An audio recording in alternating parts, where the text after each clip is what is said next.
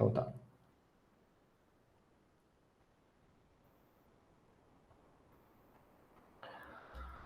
Então vamos começar a aula de hoje. Então a gente vem aí nas últimas aulas, a gente está aqui então pegando uma parte dessa disciplina que é referente à resistência dos materiais. Então eu já falei isso diversas vezes, né? Então a gente veio migrando lá de elementos de máquinas, a gente passou por uma parte lá de estática e tal, e a gente está entrando nesse assunto agora, que é de fato a resistência dos materiais. Então, existem diversos ensaios mecânicos, como a gente já está discutindo nas últimas aulas, que podem ser sendo utilizados aí na indústria para estar caracterizando os materiais. A gente viu, então, na aula da semana 45, que foi elasticidade, né, que é uma das propriedades importantes referentes a ensaios mecânicos, e a gente fez alguns exercícios. Essa aula a gente vai estar falando sobre o ensaio de compressão. A gente já discutiu o ensaio de tração, agora a gente vai discutir o ensaio de compressão. Antes disso, eu quero saber de vocês. Vocês chegaram a ver algumas palestras do Simproin? Vocês gostaram? Como é que foi?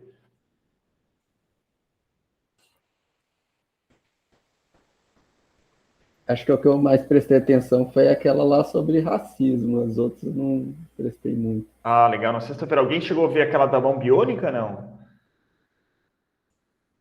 Teve um professor que desenvolveu uma mão biônica, ele contou a trajetória dele, só que eu acho que foi durante a manhã, alguma coisa nesse sentido. Foi bem interessante. Mas legal, a palestra de racismo também foi interessante. Beleza, gente. Então, a aula de hoje, a gente vai estudar o ensaio de compressão. Então, como o próprio nome já diz, ele é o inverso do ensaio de tração, a gente pode falar assim. Mas tem algumas características que são mais importantes deles e algumas utilizações que são melhores para o ensaio de compressão do que no ensaio de tração. Então, de compressão e de tração, eles são um ensaio de compressão e um ensaio de tração, eles são bastante semelhantes sobre o aspecto ali da aplicação das suas cargas. Isso é um oposto do outro, né? Então, se no ensaio de tração lá eu coloquei lá um determinado corpo de prova, eu estou tracionando ele, eu estou puxando ele, no ensaio de compressão vai ser exatamente o oposto. Vou colocar o meu corpo de prova e vou comprimir esse corpo de prova numa máquina. Então, vou esmagar ele para ver o que acontece. E aí, diversos problemas podem acontecer enquanto a gente está fazendo isso. A gente vai explorar eles nessa aula. Ambos podem utilizar, então, o mesmo sistema tradicionalmente, né, de ensaio. Então, é a mesma máquina lá que puxa, a mesma máquina que comprime. Isso aqui não é 100% verdade. Pode ter uma ou outra máquina aí que tem alguma aplicação mais diferenciada. Mas, tradicionalmente, a gente usa a mesma máquina. Quando eu fiz lá a graduação, a gente usou a mesma máquina. Além disso, em geral, verifica-se propriedades semelhanças aos ensaios de tração. Então, as informações que eu vou adquirir nesse tipo de ensaio são semelhantes, mas as aplicações podem ser outras. Por exemplo, o concreto, né? Então, um pilar de concreto, quando a gente está projetando ele, as construções civis baixas, vou dizer assim, ou as quase 100% delas, não vou dizer todas, mas quase, estão só sofrendo esforços de compressão.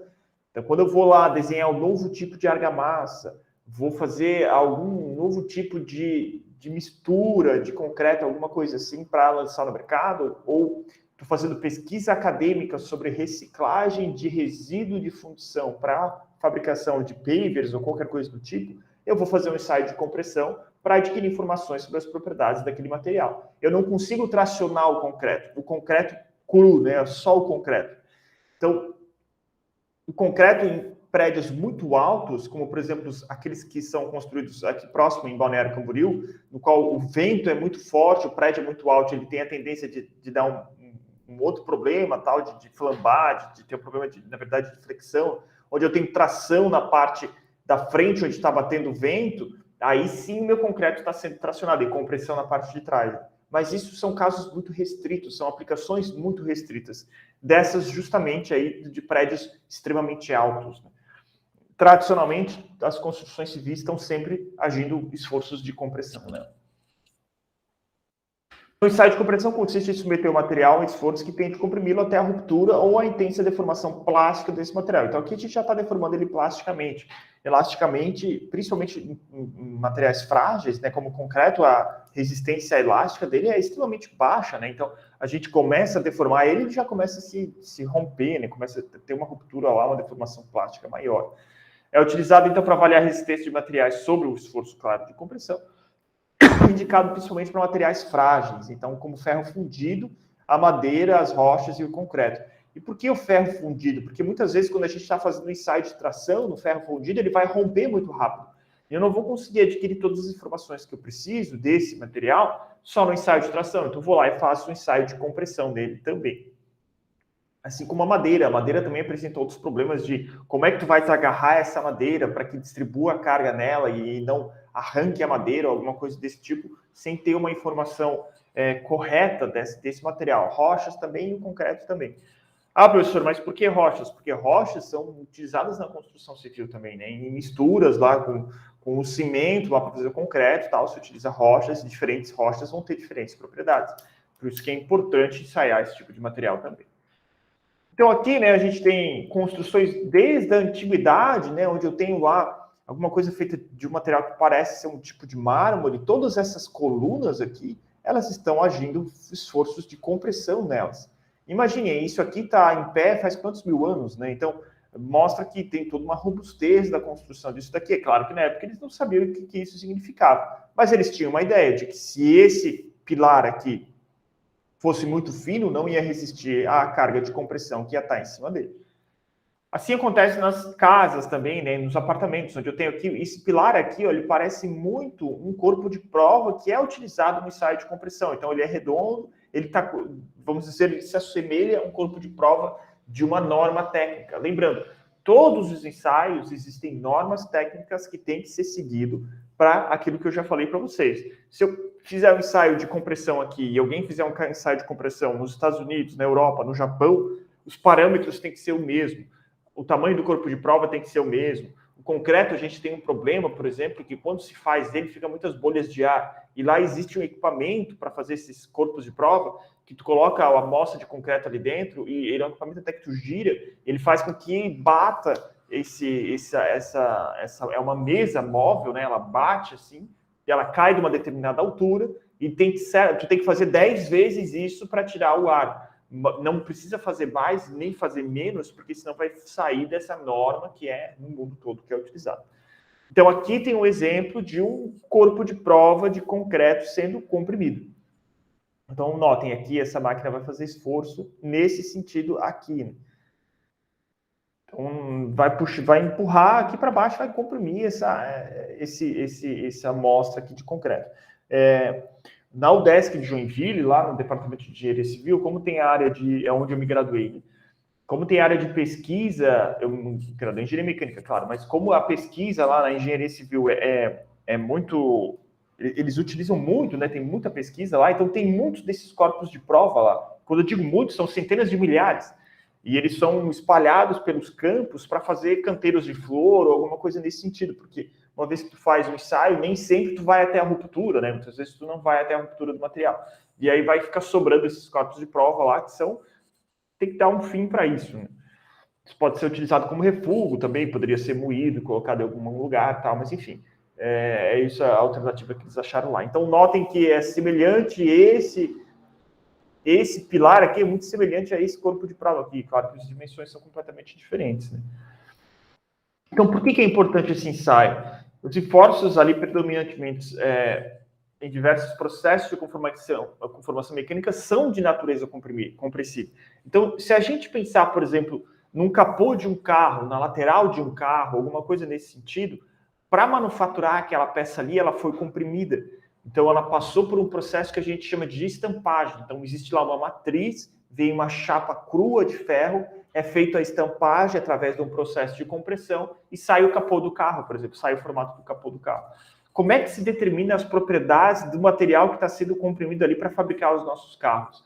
Através do ensaio de compressão. E é diferente para cada material que o fabricante utiliza. É diferente para cada tipo de fabricante. Apesar de utilizar um aço lá comum tal, cada um deles tem alguma coisa de diferente, vem de um fornecedor diferente.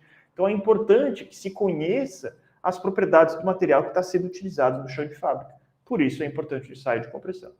E a curva lá, tensão-deformação, então também vai gerar uma curva tensão-deformação, similar à curva lá do ensaio de tração que a gente viu, mas ela é um pouquinho diferente. Mas né, a gente também tem tensão sendo aplicada e a gente tem uma deformação que está acontecendo nesse material.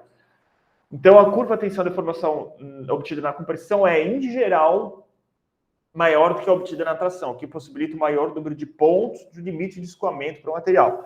Então, a gente consegue pegar, é claro que a curva não é desse tipo aqui, ela fica um pouquinho diferente, mas eu consigo ter mais pontos aqui, porque a curva ela é mais comprida.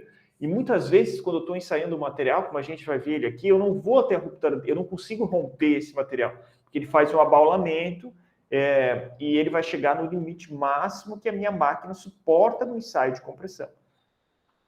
Além disso, tem uma vasta aplicação no ramo de engenharia civil, como eu falei para vocês, né? Então, a engenharia civil utiliza muito. Qual que é a definição desse ensaio? Então, ele consiste na aplicação de uma carga de compressão uniaxial crescente e um corpo de prova padronizado. Tem como objetivo, então, fornecer informações básicas sobre a resistência à compressão desses materiais, visando suas aplicações em projetos de engenharia, como construção civil, processo de laminação, extrusão, forjamento, assim sucessivamente. Então, tendo em vista que esses processos aqui são processos de fabricação mecânica muito utilizados na indústria metal-mecânica, né? Então, eu vou laminar o material, quando eu faço a laminação dele, eu estou comprimindo ele. Eu preciso saber como ele se comporta, porque eu posso ter a ruptura do meu material no meu processo de laminação antes da hora, se eu aplicar uma carga excessiva, por exemplo, alguma coisa nesse sentido. Processo de extrusão e forjamento, a mesma coisa. Ainda mais um forjamento que é feito forjamento a quente. Então, é importante eu conhecer as propriedades desse material para eu poder estar fazendo o ensaio mecânico para eu conseguir adquirir as informações que eu preciso. E é claro, como qualquer tipo de ensaio mecânico vai trazer vantagens e desvantagens. Então, como vantagens, é uma grande facilidade de aplicação, então é uma máquina comum, utilizada na indústria e nas universidades, é relativamente barato, é um excelente para determinar propriedades dos materiais e ensaio que permite estudos mais detalhados e precisos na região de deformação elástica dos materiais também. Claro que, como eu falei, né, um material de concreto vai ter uma região elástica muito menor. Desvantagens vai ter problemas de flambagem, então o meu material ele pode flambar, eu vou mostrar uma foto mais para frente de um material flambando, e eu tenho um atrito excessivo quando eu estou fazendo esse tipo de ensaio, porque, vamos pensar, é uma máquina grande, né? Geralmente tem lá 2 fusos roscados que vão deslocar essa parte de cima, ela tem lá um pivô central, onde eu vou colocar a minha peça que está sendo ensaiada. Isso aqui está comprimindo a peça que está aqui. Essa peça, à medida que ela vai sendo comprimida, se ela for de metal, ela vai reduzindo o seu comprimento, mas vai aumentando a sua largura. Então, é o inverso do ensaio de tração.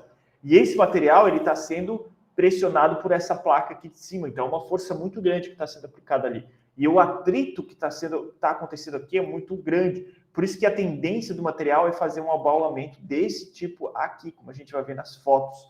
Porque eu não tenho deslizamento muito grande desse material ali em cima. Então, ele escoa pouco, ele se deforma pouco ali em cima, porque o atrito é muito alto. E isso traz problemas para esse tipo de ensaio também. Por isso que a tendência é que essas placas aqui que fazem a compressão, elas são extremamente polidas para que o material consiga deslizar. E não é recomendado para se determinar propriedades do regime de deformação plástica dos materiais. Então, a gente está muito mais querendo saber a parte de deformação elástica do que deformação plástica. Claro que isso aqui varia de material para material, né? Se for um concreto, se for um aço, se for até mesmo um material cerâmico, alguma coisa desse tipo, vai ter uma resposta diferente. Então, isso aqui são só vantagens e desvantagens gerais, vamos dizer assim. Então, aqui, ó, por exemplo, tem um ensaio clássico feito com material de concreto, alguma mistura de concreto ali.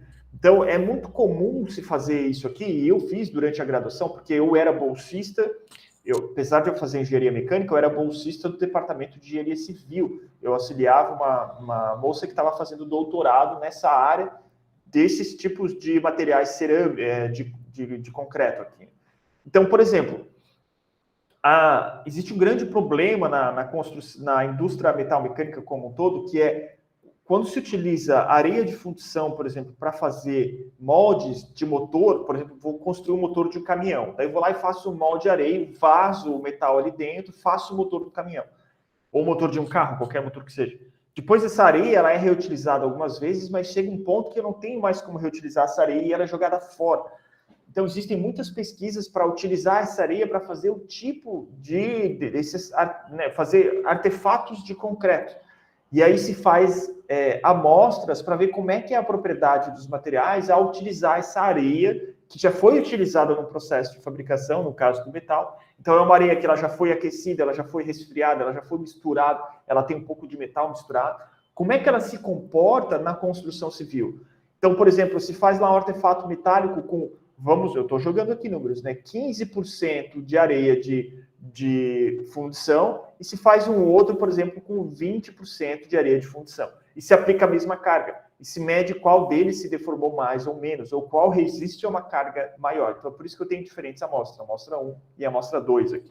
Elas são diferentes, por exemplo, e elas vão ter características e comportamentos diferentes. É assim que a pesquisa científica funciona, né? Então, se eu quero estudar um novo material, vou fazer diversos corpos de prova, vou ensaiar eles, vou ver como que eles se comportam. É um ramo muito interessante. É claro que eu tenho um viés falando disso, porque eu sou justamente dessa área claro que a minha pesquisa não é essa, né? Mas eu sou da área de pesquisa acadêmica e eu gosto muito dessa área.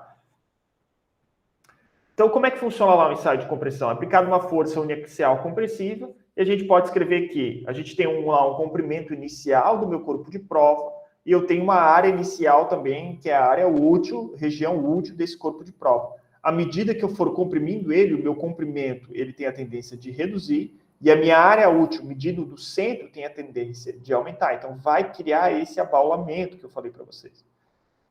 E a gente consegue medir isso, a gente consegue medir essa área, a gente consegue medir esse comprimento.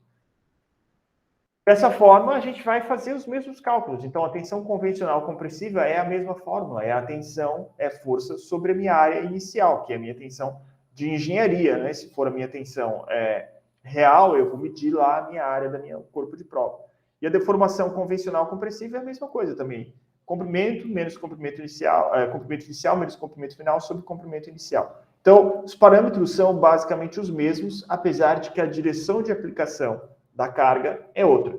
Então, ao invés de, como lá no meu processo de tração, eu tenho lá a formação do empescoçamento e a redução da área até que o material se rompe, aqui é exatamente o contrário. Então, eu tenho um aumento dessa área da seção transversal da minha peça. Mesmo em artefatos de concreto assim, existe uma pequena, ainda aqui dá para ver um pouquinho o aumento da área, ó, mas aqui ele já está se rompendo, então já foi até o limite de ruptura dele. Gente, dúvidas até aqui? Querem fazer alguma pergunta? Beleza. Podem perguntar aí, abrir o microfone se quiser. Então vamos fazer lá um esboço de uma curva tensão-deformação obtida de um ensaio de compressão. É muito similar àquela curva que a gente estava comentando no meu ensaio de tração. Então, a de tração, ela tem um pouquinho, uma coisa diferente, que é isso aqui, e eu tenho aqui minha tensão máxima, meu limite de ruptura reduz por conta do empescoçamento que acontece. E aqui é o contrário. Então, eu tenho um aumento aqui da minha tensão até que se leva à ruptura. Então, eu consigo fazer os mesmos cálculos, calcular as mesmas propriedades aqui.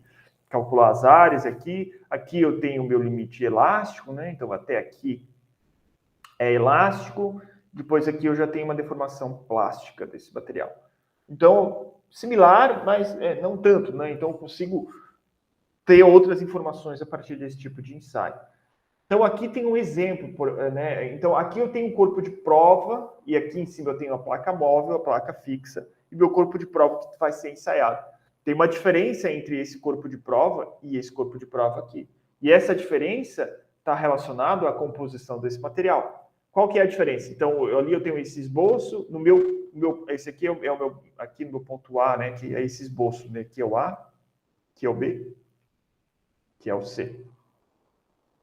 Então, no meu B é o resultado de uma fratura observada em materiais frágeis. O que isso quer dizer? Então, é um material que eu vou aplicar uma carga, ele vai se deformar muito pouco elasticamente, de repente ele dá uma ruptura, ele trinca de uma vez. Então, eu tenho esse tipo de ruptura aqui, uma ruptura frágil no meu material. Eu consigo ver isso. Isso aqui é utilizado, por exemplo, também quando eu quero fazer perícias de algum tipo de acidente que aconteceu. Olhando, medindo e vendo, eu consigo saber se a ruptura foi frágil ou a ruptura foi dúctil. Então, aqui, por exemplo, no metal é muito comum ter esse tipo de deformação. O meu material é dúctil, o meu metal, se não for um aço muito duro, né, um aço carbono aí tradicional, ele não vai quebrar de uma vez, mas ele vai se deformar. Então, essa deformação, e aqui em cima, além disso, ó, aqui é aquele efeito que eu falei para vocês do atrito, ó. O atrito não deixa isso aqui escorregar, porque se deixasse escorregar, ele estaria menor, a área seria maior, mas ele estaria reto aqui, e não curvo como ele está. Essa curva acontece porque não existe o escorregamento nessa parte superior. Dúvidas, gente, entre um material, uma ruptura frágil e uma ruptura dúctil? Escorregamento, você fala, ele ficar escapando da máquina Isso. de compressão. Isso, esse escorregamento é porque assim, a gente está olhando aqui ele em 2D, né? Mas na verdade ele está ficando mais bojudo assim, né? Então ele estaria aumentando a área da parte de cima dele como um todo. Como ele não consegue escorregar, ele não consegue aumentar essa área, ele fica preso ali. E aí a área vai aumentando nessa parte mais do meio aqui, ó.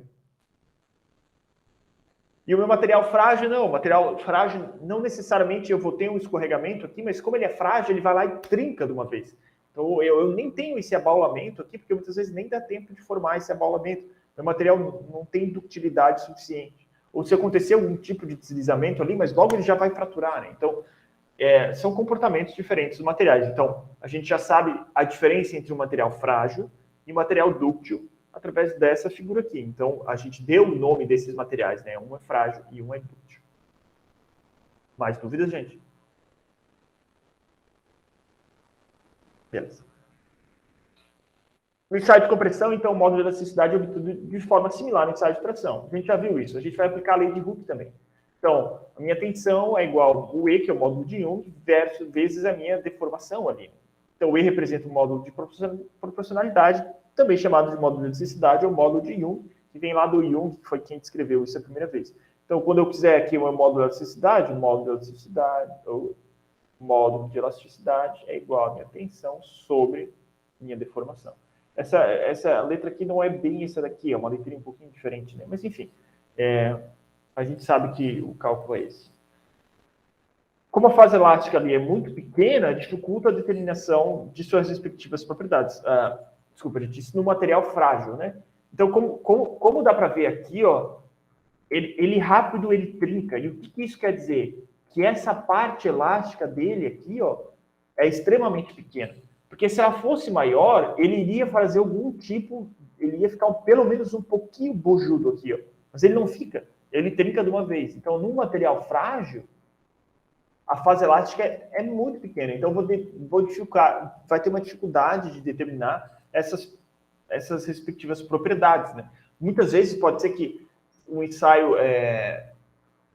talvez outro tipo de ensaio seja melhor. Então, também quando eu trabalhei lá na universidade como pesquisador, a gente tinha como determinar o módulo de elasticidade de um material não só através do ensaio de compressão, no caso de um concreto, mas pela análise da resposta acústica dele também. A gente tinha lá um material que era o sonoelástico, que chamava, então a gente faz lá, pega o material, eu já falei sobre isso para vocês, já apresentei o sonoelástico aqui para vocês, inclusive. Coloca lá um corpo de prova sobre os pontos de apoio, dá uma batidinha na peça, ela vai fazer um som. Esse som é analisado e a partir desse som a gente consegue determinar também, calcular o módulo de elasticidade do material. A única propriedade avaliada nos materiais frágeis, então, por meio do ensaio de compressão, é o limite de resistência à compressão. Então, é quando o meu material, de fato, começa a estourar, né? Na prática, a gente pode considerar que o limite de resistência à compressão é cerca de 8 vezes maior do que o limite de resistência à tração. Isso aqui é uma medida, assim, geral para todos os materiais. É assim para todos, professor? Não, não é assim para todos. Mas, de forma geral, a gente pode simplificar e pode dizer isso. O meu material vai resistir mais à compressão do que à tração. Eu vou mostrar um gráfico depois, mostrando a diferença. Geralmente, o material rompe, então, por forças cisalhantes, né? Então, com material frágil, eu tenho um cisalhamento, que a gente chama. Então, eu consigo ver essa linha de cisalhamento. Então, nesse caso aqui é uma madeira, ó. Então, eu consigo ver que as fibras da madeira, elas se deformaram e ela cisalhou. Então, estava uma parte disso aqui era uma peça só, né? Mas ela tendeu a escorregar na lateral aqui. Ela tem a tendência de cisalhar, de ser uma força cortante. Né? Como se a gente estivesse cortando esse material aqui. Acontece a mesma coisa aqui com o concreto. Então, a gente consegue ver uma linha de cisalhamento se formando aqui, ó. Então, é aquilo que eu falei. O material vai se deformar muito pouco. Chega uma hora que ele pau, ele estoura. Isso dá até barulho, muitas vezes, né? Nem sempre. Então, o gráfico de tração e de compressão do ferro fundido cinzento e do concreto. Então, a diferença está aqui, ó, nesse gráfico aqui a gente consegue ver. Então, a gente está comprimindo, por exemplo, o ferro fundido cinzento, que é um material frágil. Então, no limite de tração dele, se é muito pequeno, logo eles fazem o pescoçamento e se rompe, no ensaio de compressão eu consigo comprimir mais ele. A mesma coisa acontece com o concreto. O ensaio de tração no concreto chega a ser ridículo, né? Então, a força, imagine, aqui é em megapascal. Notem, aqui, no ensaio de tração, ele vai se romper próximo, sei lá, 270, 250 megapascal. Aqui eu não cheguei nem, sei lá, 5 megapascal, é quase nada. Então, o meu concreto tem uma resistência na tração quase zero, né? Eu não consigo puxar uma peça de concreto, a não ser se eu reestruturar ela e colocar vergalhões de aço dentro dela, tal. Daí é uma outra discussão. Já no ensaio de compressão, então, do concreto, eu consigo comprimir ela muito mais. Notem a diferença, né? O aço eu consigo comprimir muito mais do que um concreto.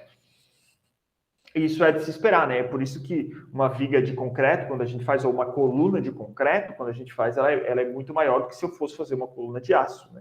Então, como é que a gente sabe isso? Como é que a gente sabe que tem que ser maior uma coluna de concreto do que uma coluna de aço? Por conta desse tipo de ensaio. Então, a gente aprendeu com esse tipo de ensaio e daí a gente pode fazer isso na prática. E não só fazer, como otimizar. Então, eu consigo calcular exatamente quanto eu preciso, adicionando o fator de segurança que eu preciso, para que eu nem gaste material de mais, nem gaste material de menos. Eu saiba balizar ali o que vai ser feito. E já os materiais dúcteis, né? É diferente do material dúctil. Então, geralmente pode se determinar no ensaio de compressão com excelente precisão as propriedades referentes à zona elástica, onde se verifica a lei de Hooke acontecendo. Então, isso aqui também é uma coisa clássica do ensaio do material dúctil no ensaio de compressão. Então, aqui tem um exemplo. Então, eu comecei a aplicar uma carga aqui, ó, e esse material foi se deformando, foi se deformando, foi se deformando, até ficar uma bolacha aqui, ó, bem pequena.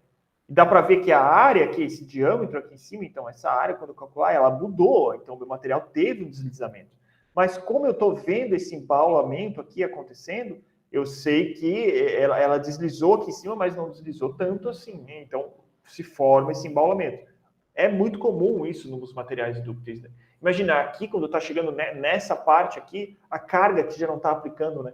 E a força de atrito é dependente da carga que é aplicada, da força normal. Então, o atrito aqui está numa escala muito, muito grande. É por isso que cada vez vai ter vai deslizar menos essa parte superior e inferior aqui do meu corpo de prova. Parece um queijo isso daqui, um queijo de Minas até. Então, comparação entre os comportamentos dos materiais dúcteis e frágeis sob compressão. Então, aqui eu tenho um desenho esquemático, ó. Então, se no material dúctil eu tenho lá o corpo de prova ensaiado com o abaulamento aqui, no material frágil eu não tenho isso. Então, o material ele está íntegro, mas teve uma ruptura. Então, teve uma fratura que a gente chama de cisalhante. Então, cisalhou essa minha fratura. Gente, está claro isso aqui para vocês?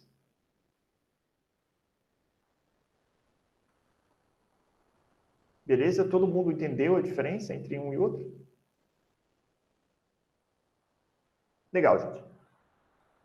Existe outra coisa que pode acontecer, que é a flambagem e o atrito também, a gente já discutiu, mas a flambagem consiste numa estabilidade mecânica durante a compressão do corpo de prova. Geralmente o corpo de prova dúctil, porque o corpo de prova frágil vai romper. O corpo de prova dúctil não. Se ele for muito comprido, ou se o meu aço for de uma propriedade mecânica um pouco diferente, tá? Eu posso ter o que a gente chama de flambagem. Então, a linha de centro, que era aqui, né? Então, ali eu tinha uma linha de centro aqui, nessa linha de centro saiu. Se essa linha de centro saiu, já era, eu não vou mais conseguir ensaiar essa peça aqui, eu não vou conseguir ter...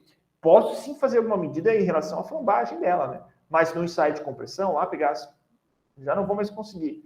E tanto é que eu posso ter um desalinhamento dessa placa móvel, que ela pode gerar algum tipo de ângulo aqui, porque o atrito vai impedir que isso aqui aconteça, o escorregamento. Isso aqui pode gerar até um acidente, né? Se esse material aqui romper, ele pode romper para o lado e pegar em alguém. Então, por isso, evita-se corpos de provas tão longos, né? Por isso que existe uma norma para ser corpos de provas menor. Mas, muitas vezes, numa aplicação muito específica, pode ser necessário que eu faça um corpo de prova assim tão alongado. Então, tem alguns cuidados que tem que se ter, e esse é o tipo de de coisa que pode acontecer no ensaio desse. E aqui tem alguns modos de deformação, onde eu posso ter uma flambagem, que é essa ali que a gente falou, posso ter um cisalhamento, então eu vou ter a quebra, fratura frágil aqui, posso ter a formação do barril, como a gente falou. Dependendo do material, vou ter um duplo barril.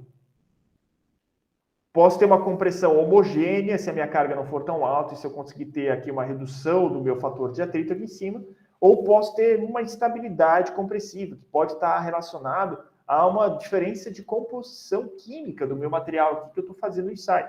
Então, eu posso ter esses diferentes tipos de modos aqui de deformação quando está acontecendo ela. Gente, alguém tem alguma dúvida em relação à aula de hoje? Essa compressão homogênea aí, ele reduziu de tamanho, mas não envergou, nem... Não, aqui a gente teve um aumento desse diâmetro, né? Então um aumento da minha área, e eu tive uma redução do tamanho também. Então o material que reduziu foi para aumentar a área, né? Aí não aconteceu aquele embaulamento que fala?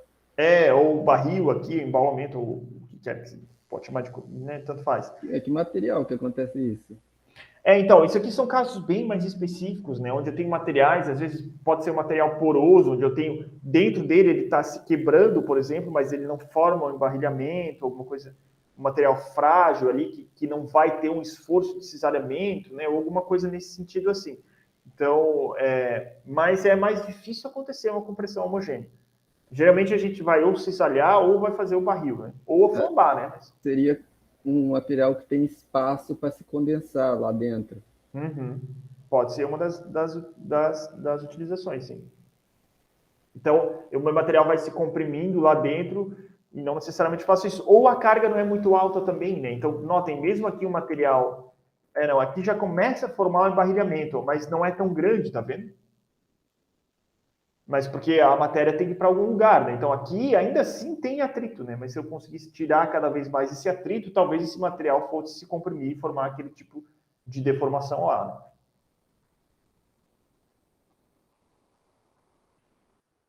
né? Gente, mais dúvidas?